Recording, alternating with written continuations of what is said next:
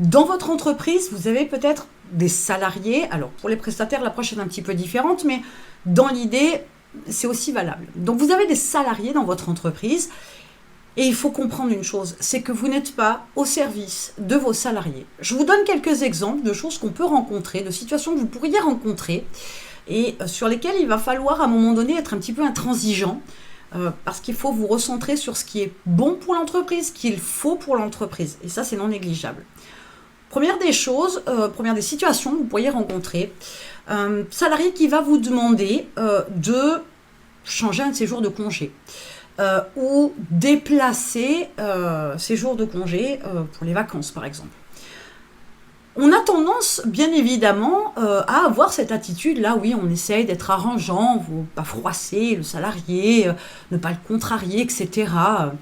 Sauf que si cette semaine de congé ou même cette journée de repos fait que au niveau des besoins de l'entreprise à ce moment-là, vous avez besoin de la présence de cette personne, vous ne pouvez pas lui dire oui. Vous ne pouvez pas lui dire oui, ça va, on échange ce jour de congé-là contre celui-là. Bon, ça m'arrange pas, mais tant pis, je vais faire avec. Non. Pourquoi non ? Parce que le but, c'est pas d'être copain-copine avec son salarié, première chose. Deuxième chose, si vous avez besoin de lui ou d'elle, de cette personne, à ce moment-là, ce jour-là, pourquoi vous mettriez-vous des difficultés, des contraintes, vous lésez de la présence d'une personne parce que vous ne voulez pas que cette personne-là soit fâchée parce que vous lui refusez ce congé. Il y a un moment donné, il faut quand même avoir une certaine cohérence. Votre entreprise doit tourner, votre job, c'est de résoudre tous les problèmes, mais c'est aussi, quand on est entrepreneur, c'est choisir ses problèmes. Et là, en l'occurrence, vous décidez de vous en rajouter, comme si vous n'en aviez pas assez. Donc, je sais bien que ça peut être délicat.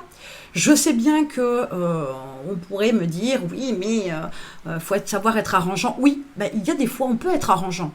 Des fois, on ne l'est pas. Si ça vous porte préjudice, si ça vous gêne dans l'exécution, le bon déroulement de votre entreprise, si à un moment donné, vous avez besoin de cette personne-là, parce qu'il y a un salon, peu importe la raison, vous ne pouvez pas lui accorder sous réserve que, justement, elle ne se fâche pas. La priorité, malheureusement, c'est pas la personne. Vous pourriez être arrangeant à un autre moment, ça c'est à vous de lui faire comprendre. Après ça c'est une histoire de communication. Mais si sa présence est nécessaire, c'est non. Les congés c'est la même chose. Si elle décide de changer ses dates, alors si c'est à quelques jours de ses premières dates, passe encore. Mais si c'est un peu à la dernière minute, c'est non. Elle pourrait vous trouver toutes les excuses du monde, tous les arguments du monde. À un moment donné, vous vous êtes organisé en conséquence.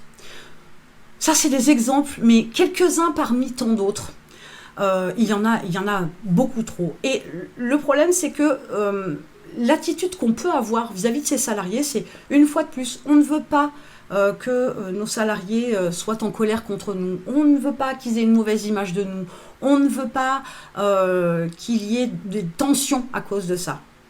Sauf que je vous rappelle quand même que sur la base, il y a un contrat avec un mode de fonctionnement. Il y a un système de fonctionnement en place dans l'entreprise et elles doivent s'y plier.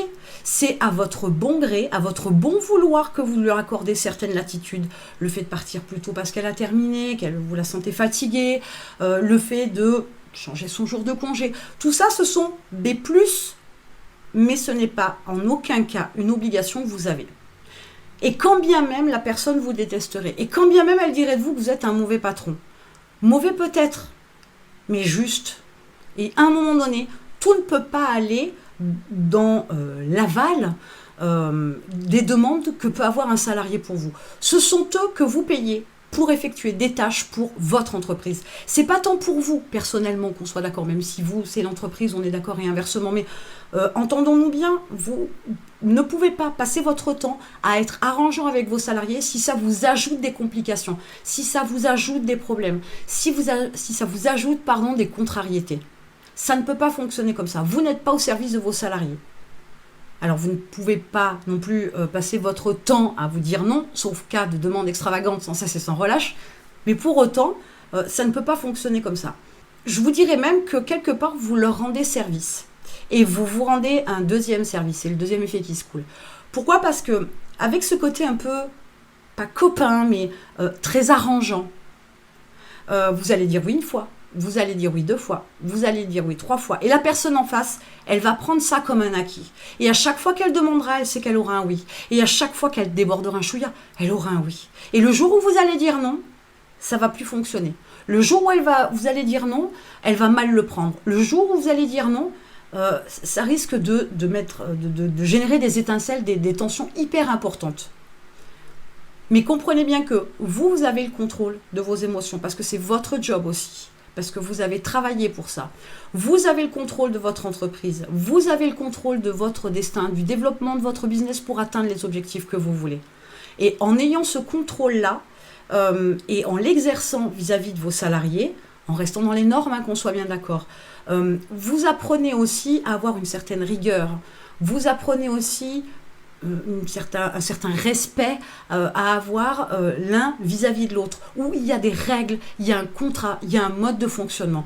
Si les gens ne vous aiment pas parce que vous leur dites non, peut-être qu'ils seront capables de comprendre que vous êtes juste parce que vous respectez l'engagement que vous avez pris vis-à-vis d'eux et inversement. Mais faut-il qu'ils le comprennent? Et ça, c'est une autre démarche. Mais ce que vous pouvez contrôler, en tout cas, c'est ça. C'est avoir ce mode de fonctionnement qui fait que vos salariés sont importants. Je l'entends, je ne remets pas ça en question. Je ne dirais pas non plus qu'un de perdu, 10 heures trouvées. Quoique. Mais il est important de comprendre que vous n'êtes pas au service de vos salariés. Ça, c'est une certitude. Ils doivent se plier à votre mode de fonctionnement. Ils ont signé un contrat avec un mode de fonctionnement. Et après, c'est si vous avez envie d'être sympa, si ça ne vous dérange pas, si ça ne vous rajoute pas de problème, si ça ne vous ajoute pas de contrariété, si ça ne génère pas de dysfonctionnement dans l'entreprise, c'est à votre bon vouloir. Mais en aucun cas, c'est eux qui doivent édicter quand ils arrivent, quand ils partent, quand ils prennent un jour de congé supplémentaire, quand ils décalent leur date. Non. S'ils font ça dans votre entreprise, ça veut dire que vous n'avez absolument pas le contrôle. Et accessoirement, de toute façon, vous n'êtes pas un leader, ça c'est une certitude. Ça, c'était quelques exemples pour vous montrer que bien souvent, on peut se laisser dépasser par ses salariés pour plein de raisons. Et il faut faire attention de ne pas se laisser aspirer par ce mode de fonctionnement-là, parce qu'à un moment donné, de toute façon, ça ira trop loin et c'est vous qui en paierez les pots cassés. Maintenant, un truc que vous pouvez contrôler, c'est votre temps. Vous avez un lien dans la description. Je vous apprends à monter un programme de temps, de gestion du temps, un planning efficace, productif, concentré uniquement sur ce qu'il faut pour votre entreprise et pas de dépenses de temps inutiles. Je vous retrouve de l'autre côté.